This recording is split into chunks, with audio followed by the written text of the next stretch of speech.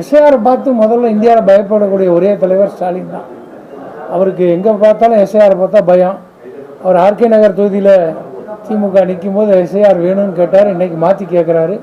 எஸ்ஐஆர்னால் யாருக்கும் எந்த பாதிப்பும் இல்லை, திமுகவும் பாதிப்பு இல்லை, எந்த கட்சிக்கும் பாதிப்பு இல்லை. உண்மையான வாக்காளர்களை கண்டறிவதுதான் அதனுடைய நோக்கமே தவிர பொய்யான வாக்காளர்களை நீக்க வேண்டும், உண்மையானவர்களுக்கு வாய்ப்பு கொடுக்க வேண்டும். அதனுடைய நோக்கமே எஸ்ஐஆர் அதுதான். அதை வச்சு யாரும் அரசியலை வச்சு ஜெயிச்சு ஆட்சியெல்லாம் வந்துட முடியாது. அந்த பயம் ஆளுங்கட்சிக்கு தேவையே இல்லை. எஸ்ஐஆர் என்பது நாடு முழுவதும் இன்றைய எல்லாரும் ஏற்றுக்கொண்டு வரவேற்கின்ற ஒரு நிகழ்வு. அதில் மாற்றுவதற்கு இடமே இல்லை. ஆகவே அது ஒரு பொய்யான புரட்டு.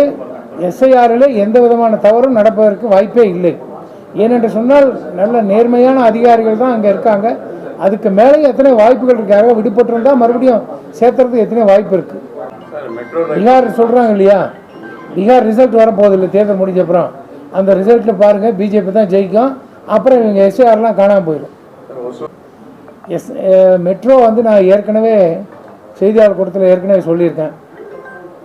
இது 2 மாநிலமும் இணைந்து செய்ய வேண்டிய ஒரு நிகழ்வு. ஆனால் எந்த காரணத்தாலும் 2 முதல்வரும் இதை பற்றி வாயை திறக்கிறதில்ல. அவரும் வாயை திறக்கல, இவரும் வாயை திறக்கல. எல்லா ஒரு டிபிஆர் போட்டு சென்ட்ரல் கவர்மெண்ட் அப்ரூவல் கொடுத்தாச்சு. டிபிஆர் ஆல்சோ ரெடி ஆகிடுச்சு. இப்போ கர்நாடகாவில் அங்கே இருக்கக்கூடியவங்களோ யாரோ ஏதோ ஒரு பொறாமை உணர்ச்சியில் செய்யக்கூடிய காரியம்னு சொல்கிறாங்க. எங்களை பொறுத்த வரைக்கும் இது நடைமுறையில் பெரிய சிக்கல் ஒன்றும் கிடையாது. அந்த வரக்கூடிய மெட்ரோ நமக்கு எக்ஸ்டெண்ட் பண்ணுறதுல பெரிய சிக்கல் கிடையாது. 2 விதமான வாய்ப்பு. தமிழ்நாடு அரசாங்கம் அத்திப்பள்ளி வரைக்கும் போகிறது, அந்த அரசாங்கம் அத்திப்பள்ளி வரைக்கும் கொண்டு வருது. 2 ஸ்டேஷன் பேரலாம் நடுவில் இணைப்பு.